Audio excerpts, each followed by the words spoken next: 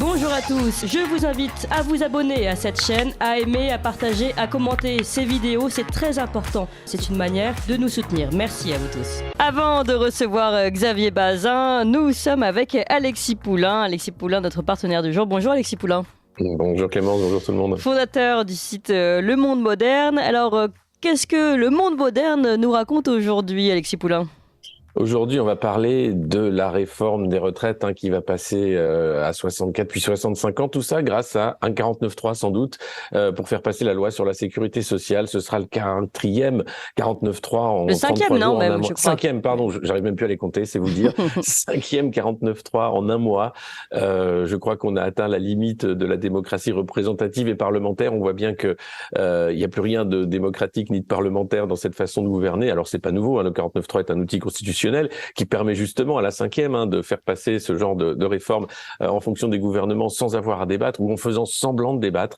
Et j'imagine simplement l'incompréhension, la colère des Français de se dire mais à quoi ça sert finalement de mettre des oppositions à l'Assemblée nationale, de les voir débattre sur plein de sujets, la corrida et plein d'autres trucs encore, et à la fin finalement le gouvernement décide par le 49.3 de faire passer ces contre-réformes. Alors c'est rageant évidemment, ça mériterait davantage de débats. Et puis de l'autre côté, on a des partenaires sociaux, comme on les appelle, les syndicats qui vont aller discuter en disant que oui, la réforme du chômage, c'est quand même un truc honteux parce que on va perdre beaucoup de temps d'indemnisation alors qu'il y aura toujours 3 millions de chômeurs. Il faut pas se leurrer, le plein emploi, c'est pas quand il y a plus de chômeurs, c'est quand il y en a environ 2,5 millions.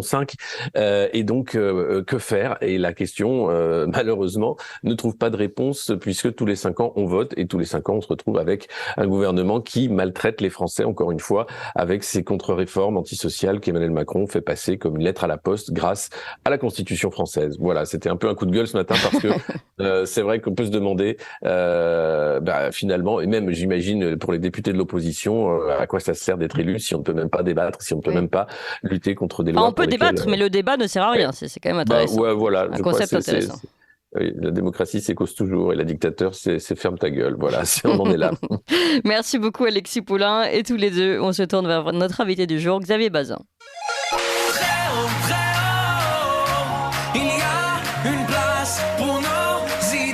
Vue de haut. Bonjour Xavier Bazin. Bonjour. Et nous sommes très heureux aujourd'hui de vous recevoir. Je rappelle que vous êtes journaliste scientifique, écrivain et auteur de ce livre à grand succès que vous aviez sorti pendant l'épidémie. C'est bien cela, Big Pharma démasqué aux éditions Guy Trédaniel. Rappelez-nous exactement, Xavier Bazin, à quel moment était sorti Big Pharma démasqué ? Oui, il est sorti en 2021, début 2021, en fait, juste au moment du début de la campagne vaccinale.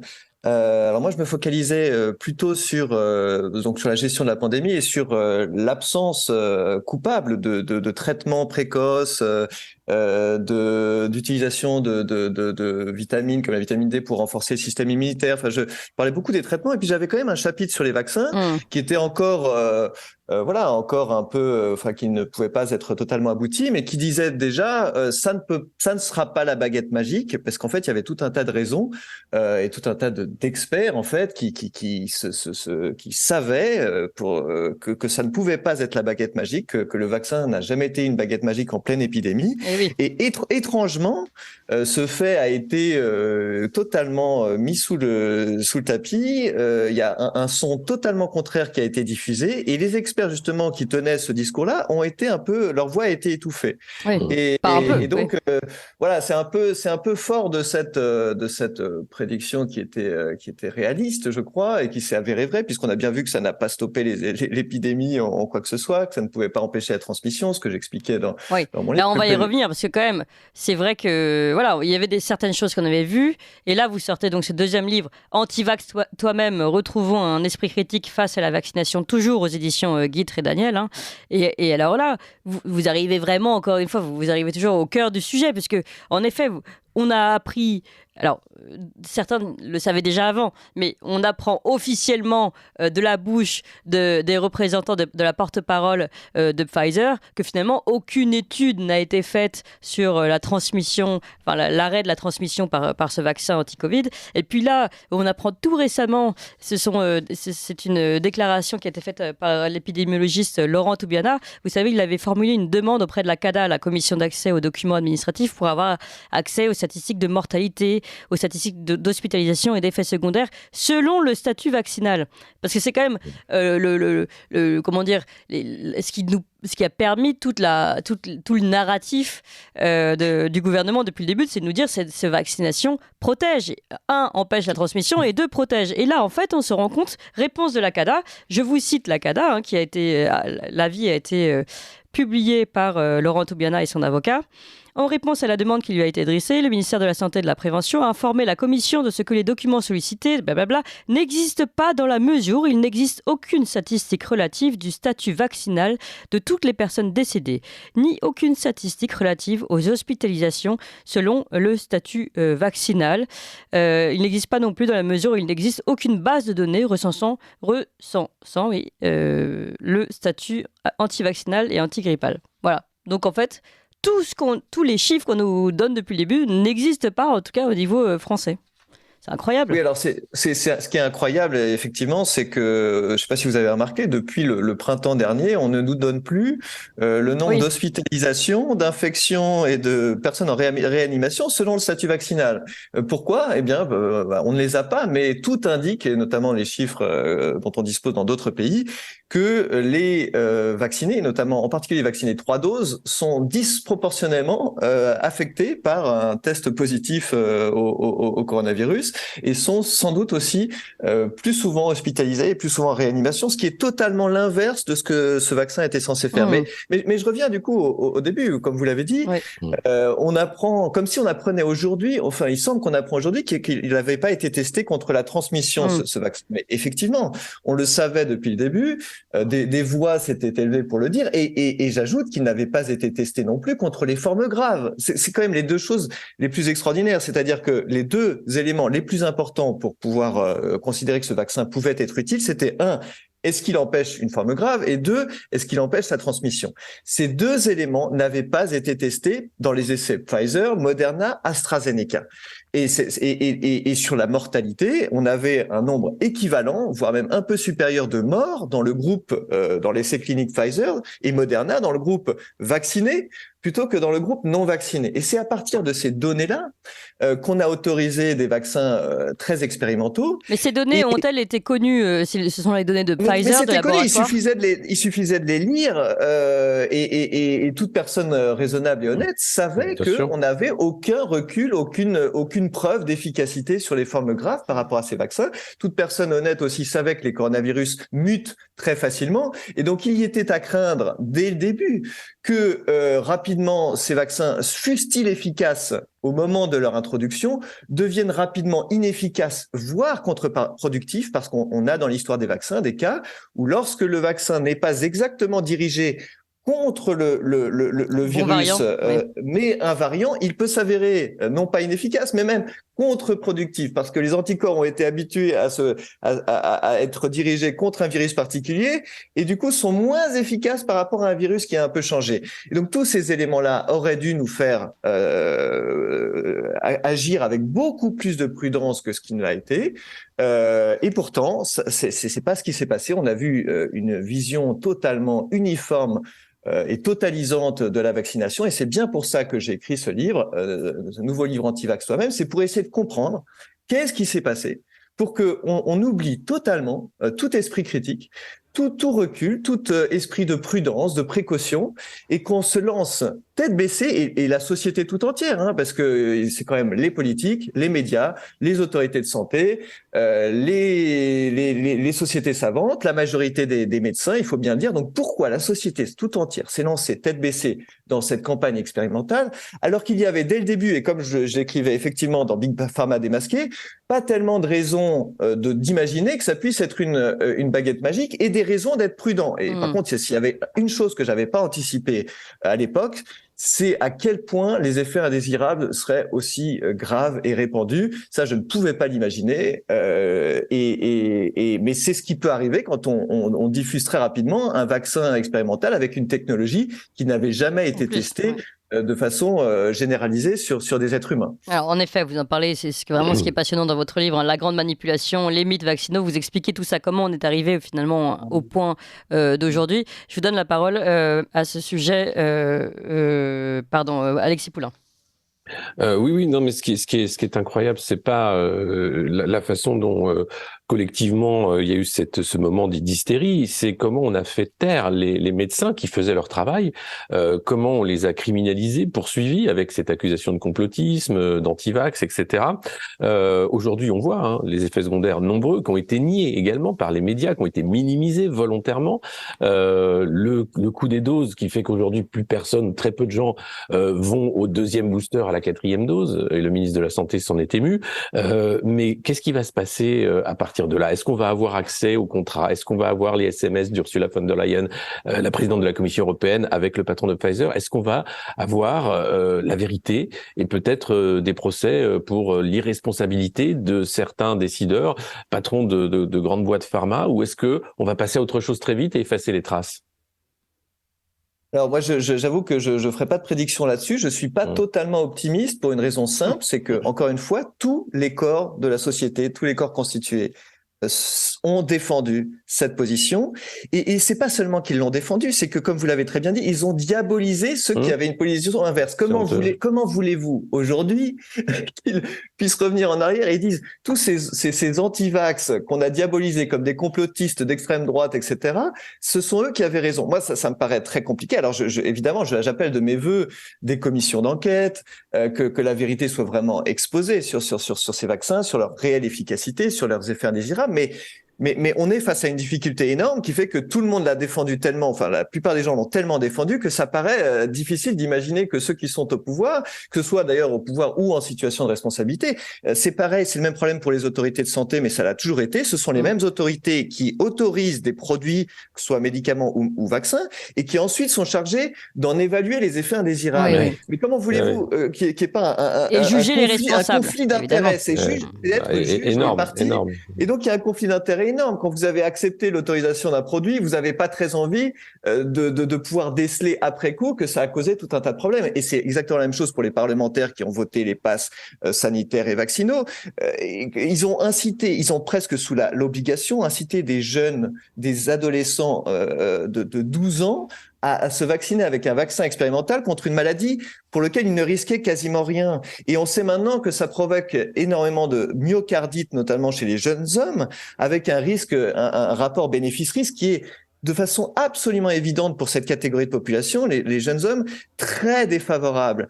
Comment voulez-vous que ces gens qui ont voté les passes sanitaires et vaccinaux, donc qui ont quasiment forcé sous peine d'interdiction d'activités sportives, sociales, des jeunes de cet âge-là à prendre un vaccin expérimental, puissent se dire maintenant, non, on va faire une enquête totalement transparente sur les effets indésirables, sur les myocardites qu'on a causés et, disons-le, les morts qui ont été causées, parce que quand on crée des dommages au cœur, on ne peut pas s'étonner que sur une partie des gens qui ont des dommages au cœur, il y ait des morts.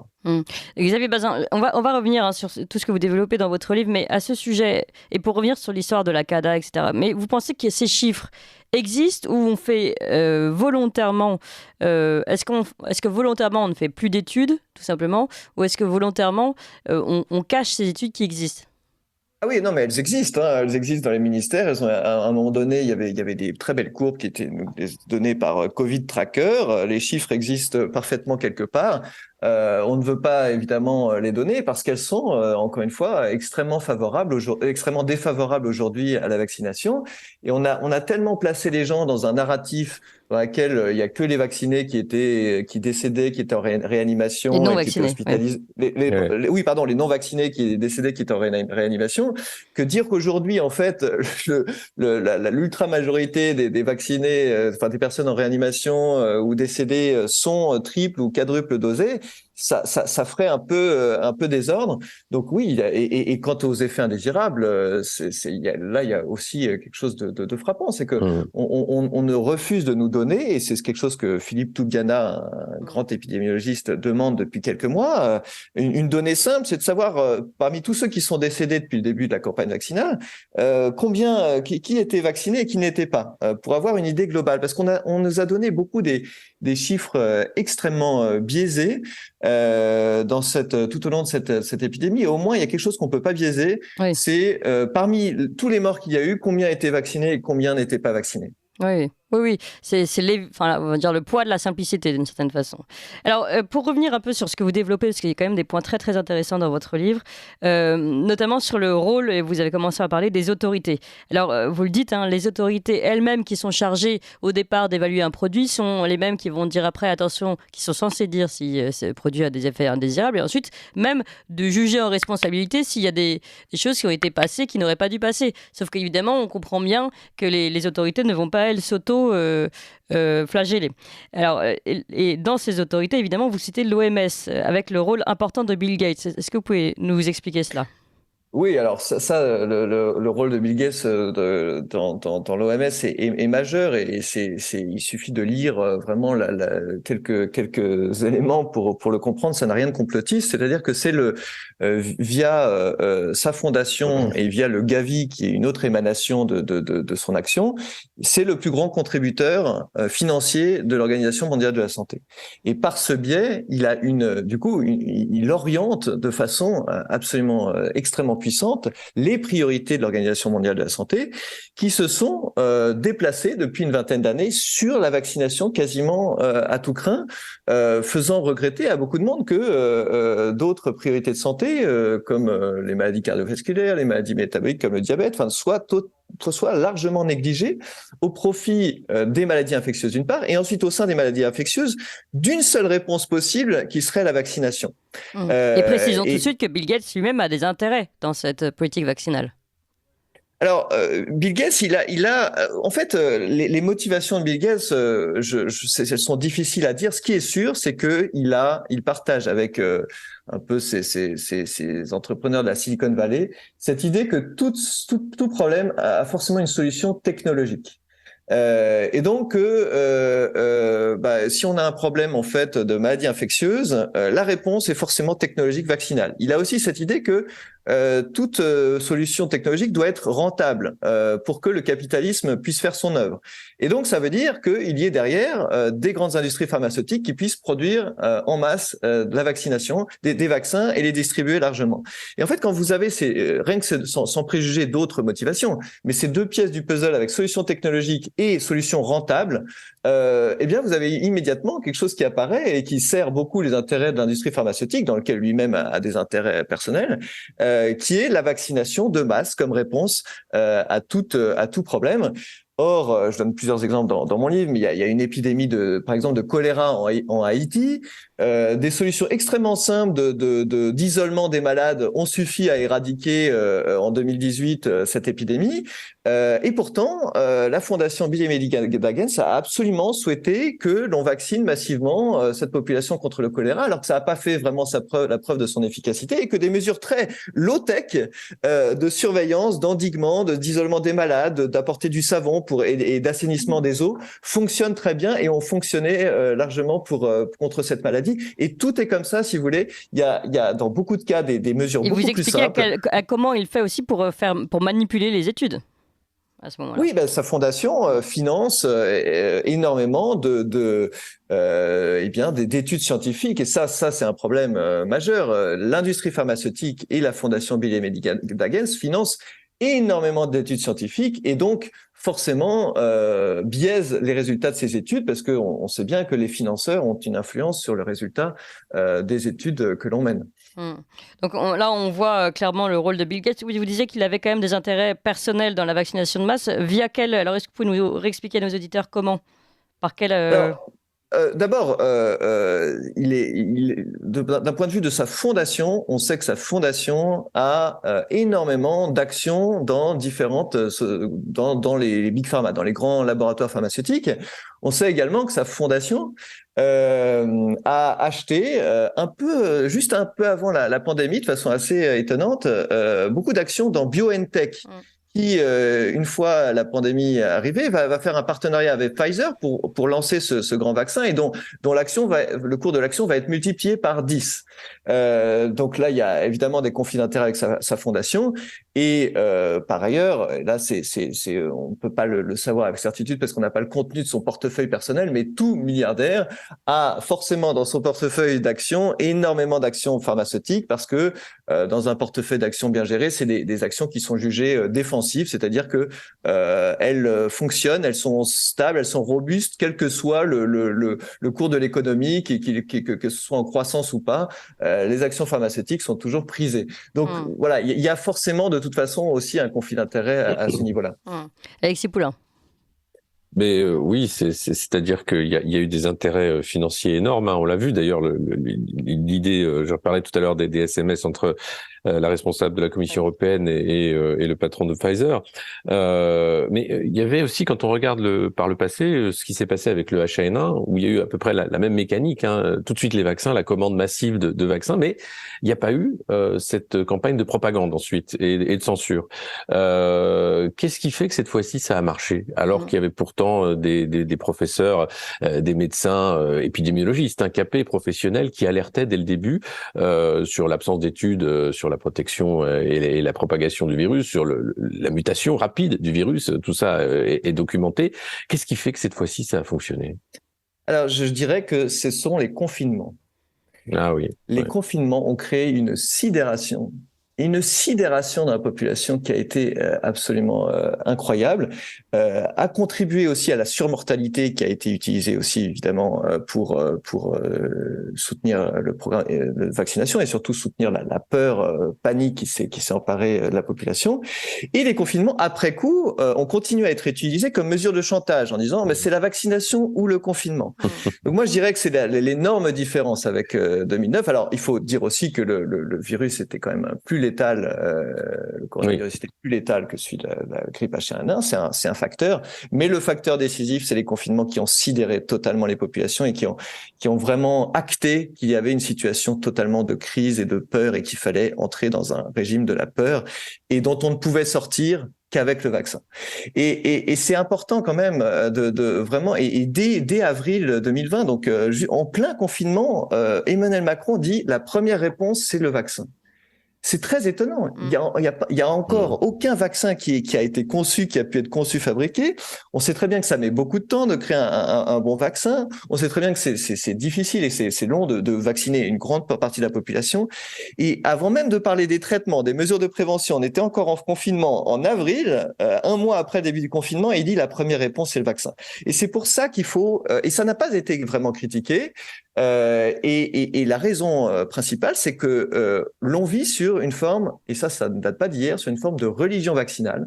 Et ça, c'est ce que j'essaye d'attaquer dans mon livre, parce que ce qui a permis aussi que tout ça se fasse aussi facilement dans tous les corps de la population, c'est que tout repose sur une vision vraiment idéalisée de la vaccination, qu'on n'a pas suffisamment remis en cause, sur lequel on n'accepte pas vraiment d'esprit critique.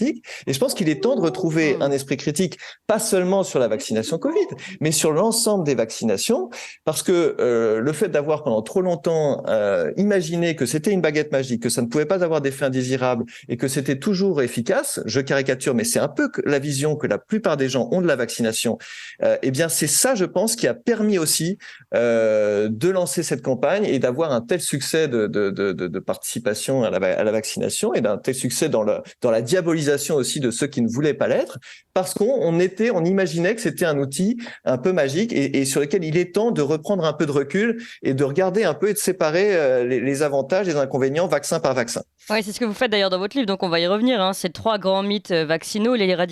Premier mythe, l'éradication des maladies infectieuses par les vaccins. Deuxième mythe, les vaccins sont fondés sur la science. Troisième mythe, les vaccins sont sûrs et sans danger. Alors c'est très intéressant parce qu'en effet, là, vous revenez complètement sur le fonctionnement du vaccin et ça rejoint votre titre évidemment, Antivax toi-même. Aujourd'hui, on n'a absolument pas le droit de émettre une quelconque, critique sur le fait que le vaccin ne soit pas la panacée totale. C'est vrai que là, c'est là où vous remettez toutes les choses à plat dans votre livre. Oui, moi, ça fait longtemps que je travaille sur les questions de santé et notamment la vaccination. C'est aussi pour ça que quand la vaccination, quand le Covid est arrivé, je savais que ça pouvait pas être une baguette magique. Et effectivement, il y a des grands mythes en fait qui traversent encore la population et sur lesquels il faut revenir parce que sinon on revivra ce qu'on a vécu avec le Covid. C'est pour ça qu'il est temps de les démonter.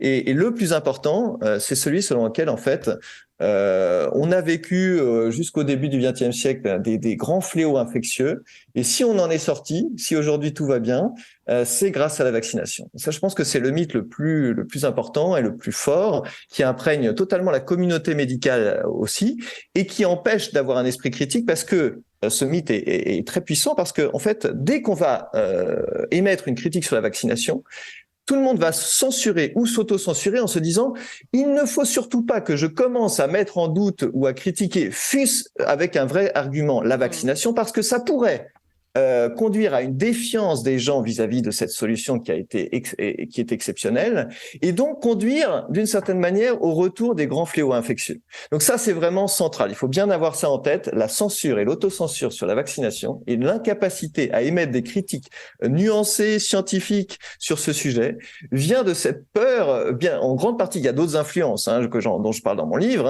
notamment l'industrie pharmaceutique, mais la plupart des gens ne sont pas corrompus, et notamment dans le milieu médical. Ça vient d'abord de cette idée que c'était une solution tellement miracle il ne faudrait surtout pas commencer à jeter la suspicion, même avec des vrais arguments, parce que ça risque de nuire à sa diffusion et que les gens pourraient commencer à ne plus se vacciner. Mais quels sont les arguments qui montrent aujourd'hui Alors, le point, le fond, et notamment un des grands arguments, c'est ça, on a permis d'éradiquer la variole. Et ça, c'est extraordinaire. Tout le monde, et je voyais encore dans les communiqués de presse d'Agnès Buzyn quand elle a rendu les 11 vaccins obligatoires en 2017, première ligne de son communiqué, la vaccination a permis d'éradiquer la variole. Et quand on se penche, mais vraiment ne serait-ce que 3 minutes sur ce sujet, qu'on lit le rapport qui a été publié par l'OMS en 1980, faisant le bilan de l'éradication de la variole, l'OMS explique noir sur blanc que non seulement la vaccination de masse n'a pas permis d'éradiquer la variole, mais même que ça a été un obstacle, parce que tant qu'on s'est échiné, si j'ose dire, à essayer d'éradiquer la variole en vaccinant le plus de monde possible, on n'y arrivait pas. Et quand on a changé de stratégie, totalement changé de stratégie en se disant non, on va plus essayer de vacciner tout le monde, mais on va essayer de faire de la surveillance active des malades, et ensuite on va les isoler, eux et leurs contacts, eh bien c'est là qu'on a réussi à éradiquer la variole. Et donc c'est vraiment un exemple extraordinaire, où tout le monde s'imagine que la vaccination, et tout le monde le répète, même dans les plus hautes sphères de la santé, qu'on a éradiqué la variole avec la vaccination, alors qu'en réalité, quand on regarde en fait les faits, ça a été plutôt l'idéologie de la vaccination de masse, ça a été plutôt un obstacle qu'une aide pour réaliser cet objectif. Et la variole, ce n'est pas le seul exemple. Quand on regarde toutes les autres maladies, notamment la diphtérie, la rougeole, la coqueluche, il y avait un taux de mortalité effectivement extrêmement important au début du siècle, et à la fin du 19e siècle et au début du siècle, qui a chuté très progressivement. Et quand on regarde un peu les chiffres dans le détail, on voit bien que la mortalité de ces grandes maladies a chuté d'au moins 80%, avant même non seulement l'apparition des antibiotiques, mais même de 90% avant l'apparition des vaccins. Donc, qu'est-ce qui a fait pendant toute la première moitié du XXe siècle que pour la plupart des grands fléaux infectieux, la mortalité chute sans vaccin et même pour la plupart sans antibiotiques? Eh bien, la réponse, elle est moins glorieuse pour le corps médical, mais c'est l'amélioration des conditions de vie et l'éradication de la grande pauvreté, la grande pauvreté qui conduit à des situations de carence, notamment alimentaire pendant l'enfance, qui fait qu'on est vulnérable à n'importe quel virus, à n'importe quelle infection, et qui causait, même sur des virus qui aujourd'hui semblent très banals, comme la coqueluche ou la rougeole, dans les débuts des années 80, c'était vraiment une maladie qui tuait très peu de monde, et tout le monde, tous les enfants l'avaient sans qu'on s'en inquiète. Ça tuait beaucoup de monde parce que en fait, les enfants, du fait de la grande pauvreté, et bien sûr, il y a aussi les problèmes d'hygiène, de dégoût, d'assainissement des eaux, mais j'insiste sur ce point, sur les carences extrêmes alimentaires infantiles qui font qu'on est vulnérable, parce qu'on revient en fait à un concept qui est fondamental, c'est celui du terrain. Qu'est-ce qui est le plus important face à une maladie infectieuse? Est-ce que c'est les médicaments, la vaccination, etc.? Ça peut aider, certainement. Mais le plus important, c'est le terrain. Et on l'a bien vu avec le coronavirus, mais là non plus, c'était pas nouveau. Qui était le plus susceptible de mourir et d'avoir des formes graves du coronavirus? Des gens qui étaient en mauvaise santé, avec des diabètes décompensés, en obésité extrême, en surpoids, etc. Et dans tous les cas, et ça vaut pour toutes les maladies infectieuses, c'est d'abord le terrain qui compte. Et si vous avez un bon terrain avec un système immunitaire qui fonctionne bien, eh bien, vous avez beaucoup moins de problèmes. Vous pouvez affronter. Mais le problème, Xavier Bazin, c'est que le bon terrain ne coûte pas d'argent, enfin ne rapporte pas d'argent, comme celui d'ailleurs, même il en coûte presque à l'industrie agroalimentaire. Exactement, ça ne coûte rien, manger sainement. Et en plus, et je dirais que la question de l'argent a vraiment imprégné et biaisé le débat, surtout depuis les années 1980. Mais avant, l'industrie pharmaceutique ne faisait pas tant d'argent que ça sur la vaccination. Je dirais qu'avant, l'idéologie vaccinale était vraiment liée à l'idéologie du progrès et au prestige du corps médical, à cette idée que le progrès et la médecine étaient ce qui avait, et le progrès technologique et la médecine étaient ce qui avait pu vraiment changer totalement la donne, alors que c'est des choses beaucoup plus simples et basiques que ce qu'était l'assainissement des eaux, les égouts et surtout l'amélioration, la sortie de la grande pauvreté et la fin des cités ouvrières aussi, qui étaient dans des conditions d'hygiène invraisemblables, et la malnutrition infantile qui était caractérisée. Toutes ces choses d'ailleurs ont encore cours aujourd'hui en Afrique, et étrangement, là encore, on se focalise essentiellement sur la vaccination plutôt que d'essayer de faire ce qui a fonctionné en fait dans les pays occidentaux au début du siècle, c'était focaliser sur la nutrition, éviter la malnutrition et l'assainissement des eaux. Et là, tout l'argent que la Fondation Bill et Melinda Gates et que l'OMS met dans la vaccination dans ces pays-là devrait aussi être mis sur d'autres priorités qui ont beaucoup plus d'impact sur toutes les maladies infectieuses. Alors Xavier Bazin, c'est absolument passionnant. On continue d'en parler avec vous et avec Alexis Poulain. Il est 9h sur Ligne droite et on fait un rapide point sur les informations. Ligne droite. Très haut, il y a une place pour nos idées. Vue de haut. Nous sommes toujours avec Xavier Bazin pour ce nouveau livre Antivax Toi-même. Xavier Bazin qui a vu un grand succès avec son premier livre Big Pharma démasqué, toujours aux éditions Guitre et Daniel. Xavier Bazin, je le rappelle, est journaliste scientifique et écrivain. Et nous sommes également, évidemment, toujours avec Alexis Poulain, fondateur du site Le Monde Moderne. Alexis Poulain, je vous donne la parole. Alors, mais on a quand même bien parlé de ce moment vaccin. Qu'est-ce qui fait qu'aujourd'hui il y a toujours cette idée de vouloir continuer alors qu'on a les preuves de la limitation de cette stratégie, de ces dangers. Or, on a un ministre de la Santé qui refuse de réintégrer les soignants qui n'ont pas fait cette injection, qui refuse de revenir et qui veut continuer avec la suite, puisqu'on ne sait pas combien de doses il y aura par la suite, puisque le Covid est toujours là. Qu'est-ce qui fait qu'on n'arrête pas, en fait, on met pas un moratoire ou on n'essaie pas autre chose? Écoutez, c'est d'un point de vue strictement factuel et scientifique, c'est totalement mystérieux pour moi. Et donc, on ne peut qu'en déduire qu'il y a des forces, notamment financières, qui jouent beaucoup dans ces décisions. J'explique à quel point, dans mon livre, l'industrie pharmaceutique, depuis les années 80, a trouvé dans la vaccination une nouvelle manne financière à un moment où la découverte de nouveaux médicaments efficaces commençait à se ralentir sérieusement. Et les vaccins sont d'autant plus une manne que, contrairement aux médicaments qui ne touchent que les malades, les vaccins, on peut toucher tout le monde, toute la population, et même si potentiellement toute la population mondiale, ce qu'évidemment aucun médicament ne peut faire. Et en plus, l'autre avantage de la vaccination, c'est que on peut rarement faire de générique avec la vaccination, c'est-à-dire que 10 ans, 20 ans après encore le lancement d'un vaccin, on continue encore d'avoir d'une grosse rentabilité.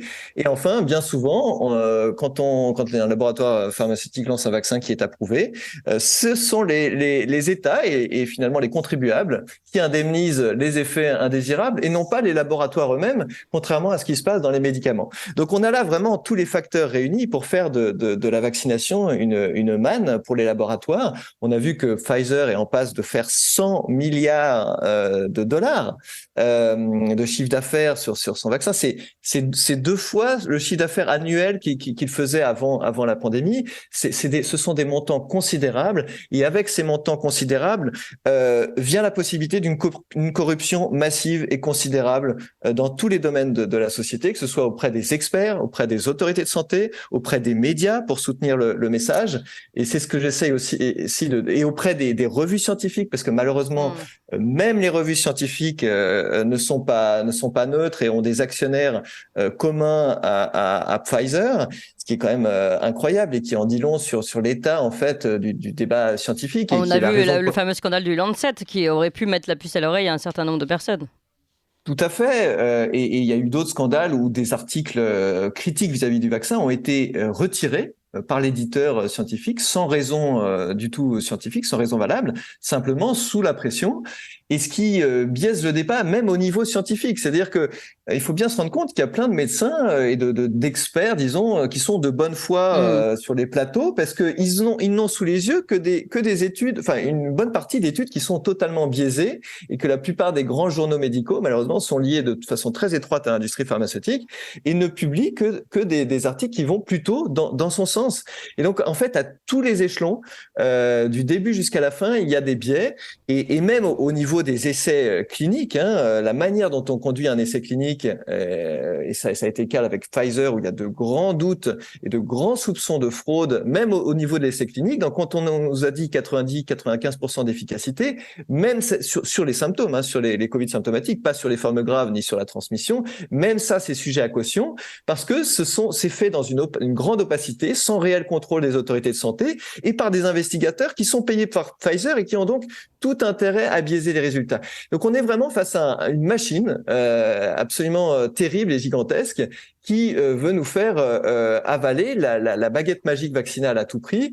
Et c'est pour ça que vraiment qu'il faut se lever, et surtout que ça continue, puisque vous avez parlé de la non-réintégration des soignants suspendus, mais ça ne s'arrête pas là, puisque François Braun vient de déclarer qu'il envisage de rendre obligatoire une autre vaccination contre le papillomavirus. Donc on ne connaît pas bien ce vaccin dans le grand public, mais il faut quand même en dire un mot, parce que la moitié aujourd'hui des jeunes filles de 15 ans sont vaccinées avec ce vaccin. C'est un vaccin qui est censé... donc on vaccine les jeunes filles à 15 ans en espérant éviter des cancers du col de l'utérus à 40 ans, sachant qu'on n'a absolument aucune étude, évidemment, et aucun recul qui nous permet de dire que ça puisse éviter le moindre cancer, puisqu'on n'a pas du tout le recul suffisant. Et par contre, ce qu'on a, c'est des soupçons très forts d'une très forte toxicité chez une petite minorité de jeunes filles qui ont eu des effets indésirables très graves, invalidants, où elles deviennent handicapées à vie, et notamment parce qu'il y a dans ce vaccin un adjuvant d'aluminium totalement nouveau, qui n'est pas le même aluminium qui était dans les autres vaccins, qui n'a jamais été testé correctement. Et donc, c'est la même histoire, c'est-à-dire qu'on a un vaccin dont on n'a absolument aucune idée réelle de l'efficacité, dont on a des éléments très forts avec des victimes qui ont été indemnisées pour des effets indésirables extrêmement graves et totalement invalidants. Et malgré cela, on continue à le recommander aux jeunes filles, on le recommande depuis peu aux garçons. Et là, François Braun nous indique, sans préjuger qu'il devienne obligatoire ou pas, je rappelle que ce vaccin est important, alors qu'en plus, et cerise sur le gâteau, si j'ose dire, dans les pays dans lesquels il a été introduit massivement, on constate une augmentation du nombre de cancers du col de l'utérus plutôt qu'une diminution. Donc là, vraiment, on a tous les éléments qui pointent vers un nouveau scandale sanitaire qui risque de passer beaucoup plus inaperçu que le Covid, parce que il ne date pas d'hier, et dans la plupart des autres vaccins, c'est passé plus inaperçu, parce qu'il y a des scandales qui concernent d'autres vaccins. Et celui-là, je dirais que si on accepte le vaccin Covid, c'est vraiment pour les jeunes le pire vaccin possible. Tous les éléments montrent qu'il faut au minimum avoir une précaution infinie avec ce vaccin et qu'il faut l'éviter par précaution. Et pourtant, c'est ce vaccin-là que dont François Braun nous annonce peut-être le passage à l'obligation dans quelques mois, quand il aura reçu des avis complaisants de la Haute Autorité de Santé et du Comité consultatif d'éthique. Je trouve que c'est absolument incroyable, et c'est pour ça qu'il faut vraiment aller au-delà de cette affaire Covid, se réaliser qu'il y a une religion vaccinale où on ne questionne plus le vaccin, on n'a pas le droit de le questionner, qu'il y a d'autres vaccins où il y a des problèmes, et qu'il faut pour chaque vaccin regarder très sérieusement et très attentivement les études sur lesquelles ça a été fait et les effets dans la vie réelle de ces vaccins, et commencer à se poser des questions, et que les parents commencent à se poser des questions, en particulier pour leurs enfants. Oui, alors là, vous avez dit beaucoup de choses. Et il y a une première question peut-être sur les adjuvants. En effet, vous avez parlé de l'aluminium. Et il se trouve qu'aujourd'hui, même les vaccins qui ont pu faire leurs preuves sont aujourd'hui un peu modifiés. Et ils ont de plus en plus de part de cet adjuvant aluminium qui peut causer des problèmes. Et oui, en fait, le problème fondamental, c'est que, en fait, on ne sait pas, je pense que, pour le dire vraiment un peu brutalement, on ne sait pas ce qu'on fait aujourd'hui quand on vaccine, pour une raison simple, c'est qu'on n'a jamais conduit d'études contrôlées, randomisées contre placebo, sur des échantillons suffisants avec les vaccins infantiles. Il y a deux raisons à cela. Une raison historique, c'est-à-dire que quand on a vacciné au milieu du siècle, on n'avait pas ces outils d'évaluation, vraiment scientifiques, et donc, voilà. Après, pourquoi pas, un peu d'empirisme ne fait pas de mal, mais le fait est qu'on n'a pas une évaluation vraiment réellement scientifique de ces vaccins. Et depuis les années 80, il y a eu un coup de force pharmaceutique où, alors même que ces études randomisées contre placebo se sont développées et qui sont devenues absolument incontournables pour n'importe quel médicament, pour les vaccins, eh bien, il y a eu des dérogations, et on a pu donner des faux placebos, par exemple, des placebos dans lesquels, en fait, on mettait de l'aluminium. Et donc, si vous mettez dans votre placebo de l'aluminium et que vous dites, ah bah, finalement, ça va, à la fin de mon essai clinique, que ce soit dans le groupe vacciné ou non vacciné, j'ai autant d'effets indésirables. Mais ça ne veut rien dire, parce que si l'aluminium... Mais ça, est-ce que vous pouvez citer, il s'agit de quelle étude, par exemple, celle où on a mis de l'aluminium dans les placebos? C'est quand même très grave ce que vous dites. Ah, mais par exemple, deux vaccins, celui sur l'hépatite B, on a vacciné quand même 30 millions de Français dans les années 90 contre l'hépatite B. On vaccine tous les nourrissons aujourd'hui contre l'hépatite B, alors que je rappelle, c'est quand même une maladie d'adultes qui est essentiellement focalisée sur des populations toxicomanes. Et sur la base de quoi? Sur la base de 2 essais cliniques sur 1000 personnes, dans lequel le groupe placebo a reçu de l'aluminium. Et de toute façon, et en plus, à l'époque, on ne s'est attaché à suivre les effets indésirables que sur 5 jours. Et donc, on a lancé ce vaccin. Dans les années 90, il y a eu un grand scandale de sclérose en plaques qui était causé par ce vaccin. Comme aujourd'hui, on a dit non, ce sont des coïncidences.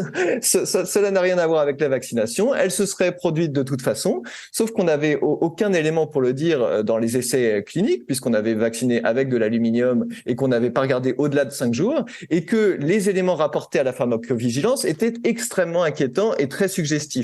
Sauf qu'on n'a pas de preuve ultime. C'est un peu comme aujourd'hui. On a vraiment tout un faisceau d'indices sur les vaccins anti-Covid qui montrent et notamment quand on compare les signalements d'effets indésirables de ces vaccins par rapport aux autres, qu'il y a un énorme problème. Mais on nous dit non, mais la pharmacovigilance, vous comprenez, c'est un peu la pharmacovigilance, c'est quand on rapporte un effet indésirable. Et on sait que c'est très sous-estimé, et on sait que ça a des limites. Et du coup, les vaccinalistes utilisent ces limites pour dire on ne peut pas en déduire grand-chose, alors que tous les signaux vont dans une même direction, à savoir une grande toxicité. Eh bien, on a déjà vécu ça dans les années 90, et c'est pour ça que je dis une nouvelle fois, il faut se souvenir de ce qui s'est passé, il faut revenir sur chaque vaccin, il ne faut pas laisser passer les choses, parce qu'on a laissé passer sur l'hépatite B. Aujourd'hui, on vaccine tous les nourrissons, et même si on avait un vaccin efficace et sans effet indésirable, ce serait un problème, parce que pourquoi vacciner un nourrisson contre une maladie d'adulte alors même qu'on a, là encore, aucune preuve que la vaccination des nourrissons puisse éviter la moindre maladie une fois adulte, sachant qu'on sait, et on l'a vu avec les vaccinations anti-Covid, que l'efficacité d'un vaccin tend à diminuer avec le temps. Donc il y a vraiment des questions à se poser, parce qu'on va de crise en crise. Effectivement, et on ne peut pas revenir en arrière. Il y a comme un effet cliquet aussi sur la vaccination. Ce qui a été acquis, c'est-à-dire les 11 vaccinations pour les enfants aujourd'hui, on ne peut pas revenir en arrière aujourd'hui.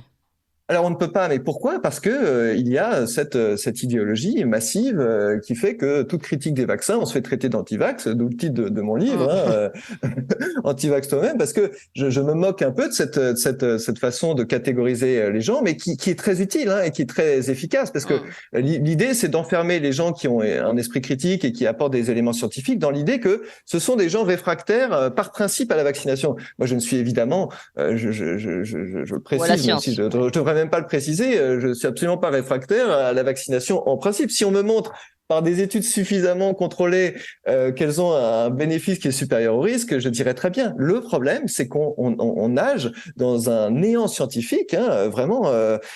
C'est quand même extraordinaire qu'on ait reproché au professeur Raoult, en pleine épidémie, alors qu'il fallait soigner des malades très graves, d'essayer, sans avoir fait d'études randomisées contre placebo, une molécule qu'on connaissait depuis 30 ans. On a reproché ça au professeur Raoult, alors que pour les vaccins qu'on donne à des nourrissons, on n'a jamais fait ces études randomisées contre vrai placebo, jamais. Et par contre, ça n'embête personne, alors qu'on a tout le recul qu'il faut, on a tout le temps qu'il faut pour le mener. Il n'y a pas d'épidémie en cours, on a tout le temps pour le faire, et on accepte un niveau de preuve scientifique qui est totalement, à mon avis, déficient, alors que la vaccination, je rappelle, se fait sur des gens en bonne santé, et les effets indésirables sont irréversibles dans certains cas.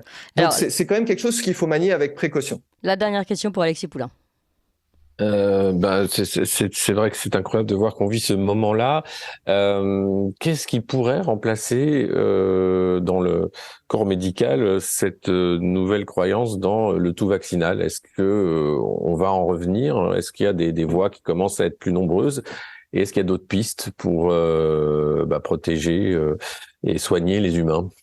Alors, je vais tout de suite sur les autres pistes, parce que sur les changements des mentalités, je pense que ce sera long, mais je pense que cela dit, les vaccins anti-Covid vont faire, si j'ose dire, du bien, parce que je pense que malgré les discours officiels, il y a énormément de professionnels de santé qui voient de leurs yeux la quantité d'effets indésirables que ces vaccins ont produit, et je pense vont avoir un œil un peu différent et un peu plus critique sur la vaccination à l'avenir. Les autres solutions, en fait, la solution primaire, et elle est simple, c'est qu'on doit soutenir le système immunitaire. Sur le Covid, des dizaines, et je parle vraiment littéralement, des dizaines d'études ont montré que la vitamine D, quelque chose d'aussi bête que la vitamine D, qui est non toxique. Mais elle a failli être placée par Olivier Véran, rappelons-le, dans les produits perturbateurs endocriniens. Mais oui, non, mais c'est de la folie. Et donc, cette vitamine qui est absolument vitale, et dont on sait que la plupart des Français, après 50 ans, sont carencés dans cette vitamine, avait un effet extrêmement puissant pour prévenir non seulement les infections, mais surtout pour prévenir les formes graves et même la mortalité. Il y a plusieurs études randomisées contre placebo en double aveugle, donc les meilleurs standards scientifiques qui l'ont montré. Et néanmoins, on n'a jamais entendu parler ni Olivier Véran, ni François Braun de cette solution. Et donc vraiment, que ce soit, et ça vaut pour toutes les maladies infectieuses, c'est d'abord le système immunitaire, ce qui permet de le renforcer et de le rendre apte à combattre n'importe quelle infection, parce que quand on a un organisme en bonne santé, il est apte à combattre à peu près n'importe quelle infection. Merci beaucoup, Xavier Bazin, et je rappelle le titre de votre livre, Anti-vax toi-même, chez Guy Trédaniel. Merci à vous, Alexis Poulain. Merci. Et puis Alexis Poulain, je vous dis à dans 2 semaines. Vous appréciez cette émission ? Alors aidez Radio Courtoisie à en produire d'autres en indépendance totale. Rendez-vous sur soutenir.radiocourtoisie.fr. Merci d'avance.